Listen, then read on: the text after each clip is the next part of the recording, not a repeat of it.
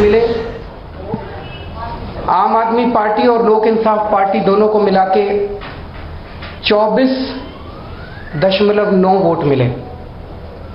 यानी कि पहले नंबर पे कांग्रेस, दूसरे नंबर पे बीजेपी अकाली दल जो 8% वोट पीछे है, और तीसरे नंबर पे आम आदमी पार्टी जो लगभग 5.5% अकाली दल से पीछे है। अब मोटे मोटे तौर पे सब लोग जानते हैं कि ये पूरा का पूरा चुनाव में जो सबसे प्रिडोमिनेंट डिस्कोर्स था, जो सबसे प्रिडोमिनेंट, सबसे बड़ी फीलिंग थी लोगों में, कि लोग अकाली दल से और बादलों से नफरत करते थे। जो उन्होंने नशा फैलाया था, जिस तरह से पंजाब को लूटा था, तो एक तरह से सब लोग ये मान रहे थे कि ये पूरा का पूरा चुनाव अकाली दल को और बादलों को हराने के लिए है, और लोग जम के अपना गुस्सा निकालना चाहते हैं। उसके बावजूद उनको 30% वोट कैसे मिले, ये एक बहुत बड़ा क्वेश्चन मार्क है। सब लोग मानते थे उनको 6 से 7%, 8% वोट मिलने चाहिए। उनको 30%, 30.5% वोट कैसे मिल गए? और सारे देश के लोग, पंजाब के लोग, सारे पत्रकार, सारे एनालिस्ट्स ये मान रहे थे कि आम आदमी पार्टी स्वीप कर रही है पंजाब। और कुछ बहुत बड़े बड़े पत्रकार, बहुत एडिटर्स जो घूम के आए, उनका तो ये कहना था कि दिल्ली का रिकॉर्ड टूटेगा। और एक जबरदस्त आंधी है आम आदमी पार्टी की। वो लोग ऐसी, अगर ये बातें हम बोलते तो आप कह सकते हैं कि आप प्रेजुडिस्ड हैं अपने बारे में। ये बहुत इंडिपेंडेंट लोगों ने कहा, अलग अलग संस्थाओं ने कहा, पत्रकारों ने कहा, लोकल पत्रकारों ने कहा, नेशनल बीट के पत्रकारों ने कहा। सब लोग ये मान रहे थे कि अकाली दल के खिलाफ नफरत है और आम आदमी पार्टी स्वीप कर रही है। और उसके बावजूद आम आदमी पार्टी को 25% वोट और अकाली दल को 31% वोट, 6% वोट पीछे। ये तो कुछ समझ के परे है, बिल्कुल ही समझ के परे है। इस पे एक बहुत बड़ा प्रश्न चिन्ह खड़ा होता है, ये कैसे हो गया? दूसरा, एक कंप्लीटली सब लोग मान रहे थे कि भाई आम आदमी पार्टी मालवा स्वीप कर रही है, इसमें तो किसी को दो राय नहीं थी। आम आदमी पार्टी मालवा स्वीप कर रही है, कांग्रेस माझा स्वीप कर रही है, और दोआबा में टक्कर है। ये मैं तो आप ही लोगों से रोज मुलाकात होती थी, और उसके बावजूद मालवा के अंदर सारी सीटें कांग्रेस ले जाती है। उसके बावजूद तो ये कुछ समझ के परे है। तीसरी चीज, किसी भी व्यक्ति ने, बहुत सारे लोगों ने यह तो कहा आम आदमी पार्टी की स्वीप है, आम आदमी पार्टी की स्वीप है। मुझे एक भी ऐसा व्यक्ति नहीं मिला जिसने कहा कांग्रेस की स्वीप है। किसी ने भी नहीं कहा कांग्रेस की स्वीप है, और उनकी 2/3 मेजॉरिटी, ये भी समझ के परे है। तो फिर हम लोगों ने नतीजों का ये थोड़ी सी बूथ वाइज एनालिसिस की है कि आखिर हुआ क्या। तो मैं आपको इस तरह के कई बूथ हमें मिले, 3-4 बूथ का मैं आपको उदाहरण देना चाहता हूं। जैसे सुजानपुर विधानसभा में विलेज अखवाना बूथ नंबर 73, इसमें हमें 3 वोट मिले हैं, जबकि वहां पे 7 हमारे वॉलंटियर्स हैं जो कि पिछले 6 महीने से घर घर जाके कैंपेनिंग कर रहे हैं, और उन 7 वॉलंटियर्स के 17 फैमिली मेंबर्स हैं जो हैं जी 7 सुजानपुर में बूथ नंबर 73 अखवाना गांव है। तो वो 7 वॉलंटियर्स और उनके फैमिली मेंबर्स 17, वो कह रहे हैं हम तो वोट डाल के आए थे, हमारे वोट कहां गए?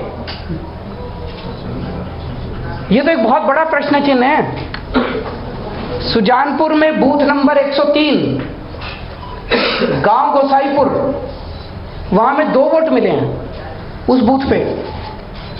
हमारे 5 वॉलंटियर हैं, उनके 27 फैमिली मेंबर्स हैं जो कसम खा के एफिडेविट देने को तैयार हैं कि भाई हम तो वोट डाल के आए थे, हमारे 27 वोट कहां गए?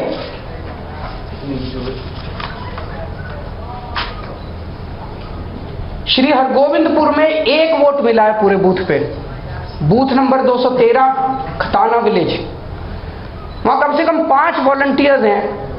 वो कह रहे हैं हमारे तो फैमिली, हमारे तो वोट हैं, 1 वोट कैसे मिल सकता, हमारे 5 वोट तो आएंगे।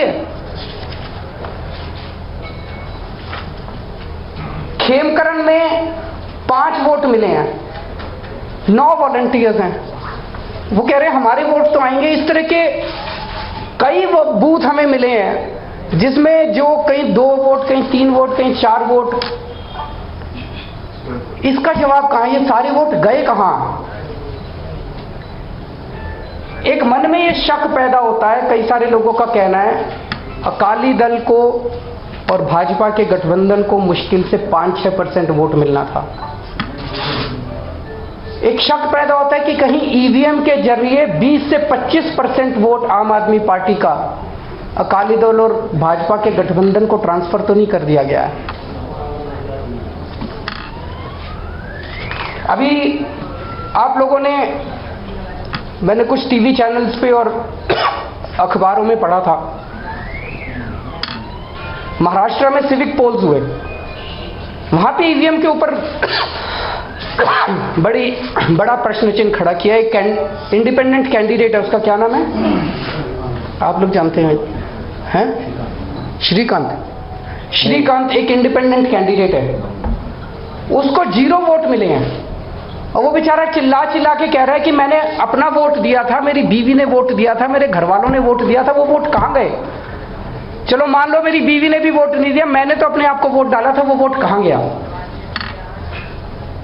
उत्तर प्रदेश के चुनाव अभी हुए, उसके अंदर बहुत सारे इस किस्म के मसले निकल के आ रहे हैं, जिसके अंदर बहुत सारे प्रश्न चिन्ह खड़े हो रहे हैं ईवीएम मशीनों के ऊपर। तो लोगों का ईवीएम मशीनों पर से विश्वास पूरी तरह से डगमगा गया है कि कुछ ना कुछ तो गड़बड़ है और बहुत बड़ी गड़बड़ है। इलेक्शन कमीशन की जिम्मेदारी है लोगों का पूरे प्रोसेस पे और मशीनों के ऊपर विश्वास बना रहे, इसको कायम करने की। यह इलेक्शन कमीशन की जिम्मेदारी है। इसको you can't brush it under the carpet, आप इसको दरकिनार नहीं कर सकते। अगर लोगों का चुनाव के ऊपर से भरोसा मिट गया तो जनतंत्र ही नहीं बचेगा। अगर ईवीएम के अंदर गड़बड़ हो सकती है तो फिर तो चुनाव को कोई मतलब ही नहीं है। फिर तो जो लोग भी ईवीएम में गड़बड़ कर रहे हैं वो लोग तय कर लेंगे भी कांग्रेस को इतनी दे दी, इसको इतनी दे दी और अपने आप को जिता लेते, फिर तो कुछ बचेगा ही नहीं। हम ये मानते हैं पंजाब के चुनाव हो गए, ये सारे चुनाव हो गए, अब इन चुनावों को रद्द करना लगभग नामुमकिन है, कानूनी तौर पे भी रद्द करना नामुमकिन है।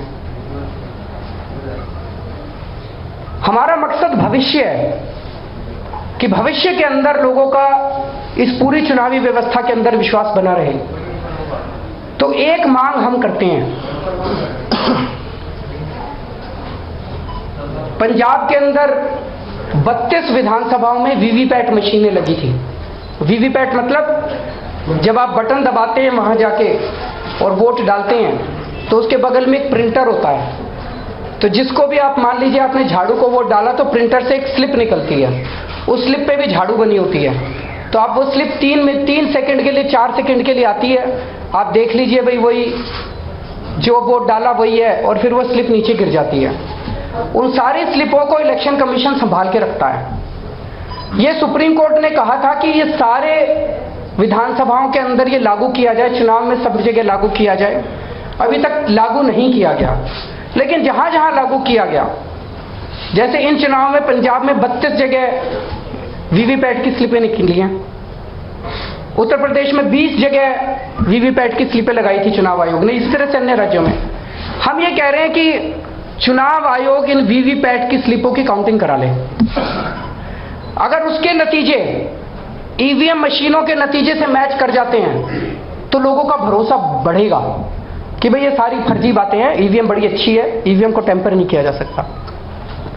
लेकिन अगर दोनों में मिसमैच है तो फिर ईवीएम की जगह कुछ और सोचना पड़ेगा। और नतीजे जो भी आए, हम तो कह रहे हैं उसका चुनाव पे कोई असर ना हो, अब चुनाव हो गए चलो खत्म। लेकिन ये वीवीपैट नहीं तो किया क्या था, अगर काउंटिंग नहीं करनी इनको, इतने सीरियस डाउट्स के बाद भी अगर इनकी काउंटिंग ही नहीं करनी थी तो फिर ये मशीनें क्यों लगा रहे हैं, क्यों खराब कर रहे हैं? तो हम तो चुनाव आयोग से, मुख्य चुनाव आयोग से हम चिट्ठी लिखेंगे कल परसों में और ये मांग करेंगे कि भाई केवल और केवल लोगों का भरोसा स्थापित करने के लिए आप इन 5 राज्यों में जहां जहां वीवीपैट की आपने मशीन लगाई थी उसकी गिनती करवा दीजिए और जो ईवीएम से नतीजे निकले उससे आप मैच करा दीजिए, उसको पब्लिक कर दीजिए। क्योंकि अगर ईवीएम टेम्पर हो सकती है और वो टेम्पर हो सकती है, ये सुप्रीम कोर्ट के ऑर्डर में है, हम नहीं कह रहे। अब ये कहना नहीं टेम्पर प्रूफ है, टेम्पर प्रूफ है, टेम्पर प्रूफ है, हम कैसे माने? सुप्रीम कोर्ट के ऑर्डर में सुब्रमण्यम स्वामी के केस में लिखा है सुप्रीम कोर्ट ने, EVM are vulnerable and prone to tampering. तो जब सुप्रीम कोर्ट कह रहा है तो इसका मतलब हो सकती है। सुप्रीम कोर्ट से बड़ी चीज कौन है? तो अगर ईवीएम टेम्पर हो सकती है तो फिर तो जनतंत्र ही नहीं बचता, फिर तो भारतीय जनतंत्र खत्म है, संविधान खत्म है। फिर तो ईवीएम टेम्पर कराएगी जो भी रूलिंग पार्टी है और अपने डिसाइड कर लेगी किसको जिताना है। मेरे को पता है कि ये सारा जो आज मैं बोल रहा हूं आप सब लोग मेरा मजाक उड़ाने वाले हो, टीवी पे चलेगा ईवीएम का बहाना हैशटैग, तो आप सब लोग मेरा मजाक उड़ाने वाले हो।